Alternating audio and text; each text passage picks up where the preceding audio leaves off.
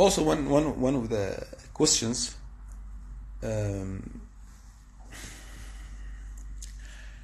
woman asked that, one of the sisters asked, if my husband doesn't give me my right, she means the sexual right, is it a valid reason to ask for divorce? Generally speaking, yes. Generally speaking, yes. If the husband doesn't give his wife the right of the private right, I mean the sexual right, then she has to she has the right to ask for divorce. Okay, so this is as a general rule, but I don't mean now you go to the court and you ask the judge, or you tell your husband, divorce me. Okay, you have to find why he is away from you. Okay, why he is away, why he is avoiding you. Okay, maybe your husband is sick. Maybe your husband afflicted by magic. Maybe the problem from your side. Maybe the problem from your side. Maybe the wife has a problem, makes the husband to avoid his wife. I mean a medical problem. You know, some complain in the court because of what? Because a problem in the stomach. Okay, because of a problem in the stomach, there is a bad smell comes out from the man or from the woman. So the spouse will avoid his wife or his husband, her husband. Okay, so it is very important, number one, to know why my husband is avoiding me. Right? Number two, let's try to solve the problem. If we know the problem, the first point is the diagnosis. So if you diagnose the problem, then try to solve this problem. And when I say to solve the problem, you should know, you should consult the experienced people how to solve this problem. Okay, what do I mean? Why do I say this point? Because maybe the wife knows the problem, so directly she goes to the husband and she tells the husband, "This is your problem. Take this medicine, or do this and don't do that." Usually the husband will not accept, because this is a sensitive issue, and this advice from the wife. I know he has to accept the advice from his wife or from anyone. Okay, but now the wife wants to solve the problem, or only she wants to tell him what is the problem. So she has to consult, and also she has to support the husband, especially if you have children. Especially if you have children. So I mean, as a Sharia ruling, she has the right to ask for a divorce if the husband doesn't give the right, because this is one of the rights of the woman. I mean the sexual relationship. One of them the accommodation, one of them the food, one of them the clothes, and one of them the sexual relationship. But she has to have patience to diagnose what is the problem, to solve the problem after consulting people. The last point I like to discuss, because as I said it is late. Is it allowed for the woman to marry without mahram, without a guardian, without the father? No, this is not allowed in Islam, and the marriage is invalid. The marriage is invalid. The Prophet ﷺ said, "La nikaha illa biwali." There is no marriage without guardian. It means the marriage without guardian is invalid. And he said, ﷺ, the Prophet ﷺ mentioned that أيما امرأة نكحت بغير ولي فنكاحها باطل فنكاحها باطل فنكاحها باطل. Any woman got married without mahram, without wali, without guardian, then the marriage is invalid. The marriage is invalid. The marriage is invalid. He repeated this 3 times. So this is very serious. Okay, why I'm saying this? Because some of the questions came to me. A lady, as one of the sisters, went to the court and she married a man from the court. Where is the father? Okay, I remember one of the questions. This sister asked me. They are in Kuwait, and she is Muslima, and also he is a Muslim, and the parents. She lives with the parents. She went to the court and she did the marriage. I asked, did you inform your father? She did not inform the father. So this is haram. This is haram. And also I don't know how she did the marriage in the court, because what I know, the rule here in Kuwait, if a lady goes to the court because she wants to do the marriage, the first thing the judge will ask, where is your wali? Where is your father? So I do not know what happened exactly. Okay, I asked the sister, but till now I did not understand what happened exactly.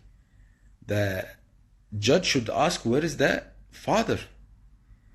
Because if the father is there, he will ask, why the father is not coming? If she said, wallahi, the father doesn't agree, the judge should ask. He should call the father, or he should bring the father to make sure this is true or not. This is true or not? Is it true that the father did not accept or not? Maybe she's playing. Maybe the husband is a bad person. Yes, the father refused, and he should clarify why he refused. So I mean, this is a serious issue, because if she did this is zina. I mean, if a girl goes to the court to do marriage without the wali, and she lived with this man as a husband, this is zina, this is adultery. This is adultery. This is haram, not allowed. This haram, not allowed. So I'm telling my sisters, please fear Allah subhanahu wa ta'ala. Fear Allah and follow the Sharia. Follow the Sharia in your life. Jazakum Allah khair. Brothers, sisters, I hope you benefit from my Instagram. I know it is late. It is now 11 in Kuwait, or 2 minutes after 11. And inshallah, if you have doubts, you have questions, you can send your questions to my Instagram, and inshallah later I can answer your questions.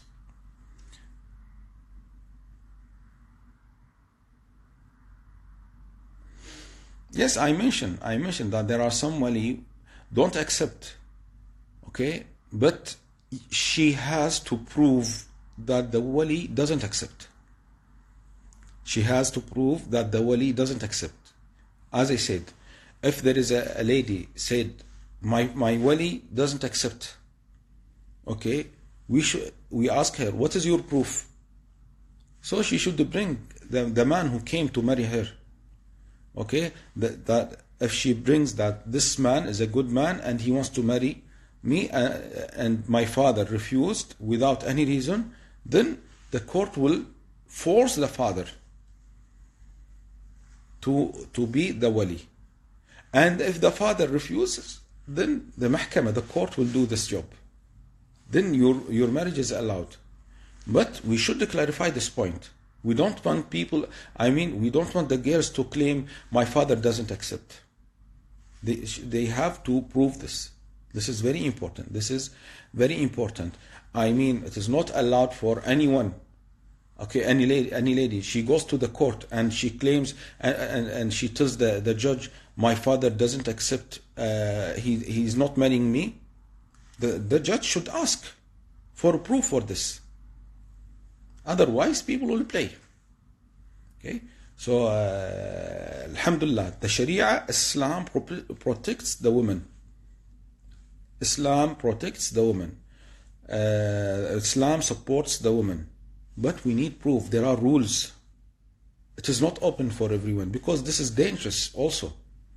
This is dangerous for the women if they claim our fathers don't accept to marry us, and we marry them without calling the fathers, then it will be a mischief in the country. in the society. So it should be well organized. It should be well organized step by step.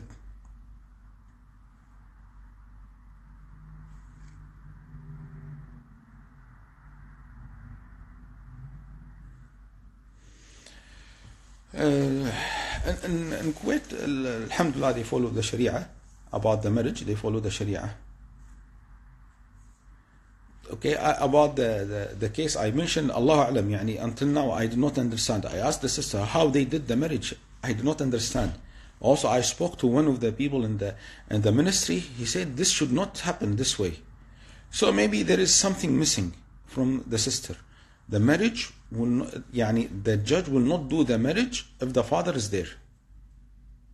He should call the father. If the father refused without an acceptable reason, then the judge will do the marriage. Allah Alam about this case exactly, but yani, alhamdulillah, that sister did not go with that man, the husband. She is with the parents, and I told her you should stay with your parents. Don't go to that man. Don't go to that man. And also there is another issue, yani, subhanallah. Just I remember when I hear this, I hear this more than one time. A Muslim female got married from a non-Muslim, a Hindu or something like this. This is totally haram. This is zina, this is adultery, fornication, haram. This is haram. We should be careful. This is not acceptable. Allah mentioned in the Quran, this is forbidden, clearly in the Quran. For the woman, a Muslim woman, a Muslim female to get married from a non-Muslim. A Jewish, Christians, Hindu, whatever the religion, if it is other than Islam, this is not acceptable. This is not acceptable. This is zina. This is zina. May Allah subhanahu wa ta'ala protect our children. May Allah subhanahu wa ta'ala protect our society. And as I mentioned, we need the knowledge. We need the knowledge. By knowledge, inshallah, a lot of mistakes can be avoided by the knowledge. جزاكم الله خير وصلى الله وسلم على نبينا محمد.